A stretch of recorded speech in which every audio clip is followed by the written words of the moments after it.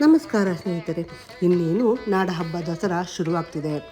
ಬೊಂಬೆಗಳನ್ನು ಕೂರಿಸುವುದಕ್ಕೆ ಹೆಂಗಳೆಯರು ಬೊಂಬೆ ಖರೀದಿಯಲ್ಲಿ ತಲ್ಲೀನರಾಗಿದ್ದಾರೆ.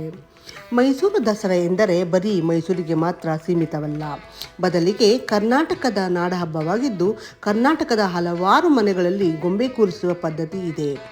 ಗೊಂಬೆ ಕೂರಿಸುವ ಪದ್ಧತಿ 18ನೇ ಶತಮಾನದಿಂದಲೂ ಜಾರಿಯಲ್ಲಿದ್ದು ಇದಕ್ಕೆ ವಿಶೇಷವಾದ ಮಹತ್ವವಿದೆ. ವಿಶೇಷವಾಗಿ ಗೊಂಬೆ ಮನೆಯನ್ನು ತಯಾರು ಮಾಡಿ ಹಲವಾರು ಪುಣ್ಯಕಥೆಗಳನ್ನು ಹೇಳುವಂತೆ ಬೊಂಬೆಗಳನ್ನು ಅಚ್ಚುಕಟ್ಟಾಗಿ ಜೋಡಿಸುತ್ತಾರೆ. ಮೊದಲಿಗೆ ಈ ಪದ್ಧತಿ ವಿಜಯನಗರ ಸಾಮ್ರಾಜ್ಯದಲ್ಲಿ ಶುರುವಾಗಿರುವ ಉಲ್ಲೇಖಗಳು ಸಿಕ್ಕಿವೆ. ಗೊಂಬೆ ಕೂರಿಸುವುದರಲ್ಲಿ ನಮ್ಮ ಧಾರ್ಮಿಕ ಚೌಕಟ್ಟು ಇರುತ್ತದೆ. ರಾಮಾಯಣ, ಮಹಾಭಾರತ, ವಿಷ್ಣು ಪುರಾಣ, ಗರುಡ ಪುರಾಣ, ಶ್ರೀಕೃಷ್ಣನ ಲೀಲೆಗಳು, ದುರ್ಗಾ ಅವತಾರಗಳು, ಸಪ್ತ ಋಷಿಗಳು, ಮದುವೆ ಮನೆಯ ಸಂಭ್ರಮಗಳು ಮತ್ತು ಮಕ್ಕಳ ಆಟಿಕೆಗಳು, ಹೀಗೆ ಹಲವಾರು ಕಥೆಗಳನ್ನು ಹೇಳುವಂತೆ ಅಚ್ಚುಕಟ್ಟಾಗಿ ಜೋಡಿಸುತ್ತಾರೆ. ಸಾಮಾನ್ಯವಾಗಿ 5, 7, 11 ಹೀಗೆ ಹಂತಗಳಲ್ಲಿ ಜೋಡಿಸುತ್ತಾರೆ.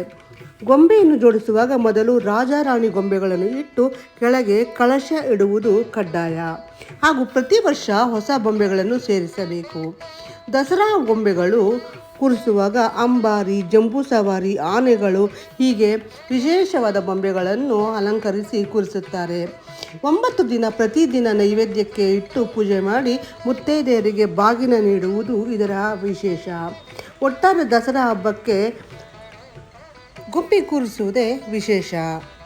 ಮಾರುಕಟ್ಟೆಗೆ ವಿಶೇಷವಾದ ವೈವಿಧ್ಯಮಯ ವರ್ಣರಂಜಿತ ಬೊಂಬೆಗಳು ಬಂದಿದ್ದು ಅವುಗಳನ್ನು ಕೊಂಡುಕೊಳ್ಳುವುದರಲ್ಲಿ ಹೆಂಗಳೆಯರು ತಲ್ಲೀನರಾಗಿದ್ದಾರೆ. ಗೊಂಬೆಗಳನ್ನು ಕೂರಿಸುವುದರಿಂದ ಮಕ್ಕಳಿಗೆ ಎಲ್ಲರದ ಸಂಭ್ರಮ, ಸಡಗರ ಹಾಗೂ ನಮ್ಮ ಆಚಾರ ವಿಚಾರ ಸಂಸ್ಕೃತಿಗಳನ್ನು ಮುಂದುವರಿಸಿಕೊಂಡು ಹೋಗಲು ಒಂದು ವಿಶೇಷವಾದ ದಾರಿಯಾಗಿದೆ. ನಿಮ್ಮೆಲ್ಲರಿಗೂ ನಾಡಹಬ್ಬ ದಸರಾದ ಶುಭಾಶಯಗಳು.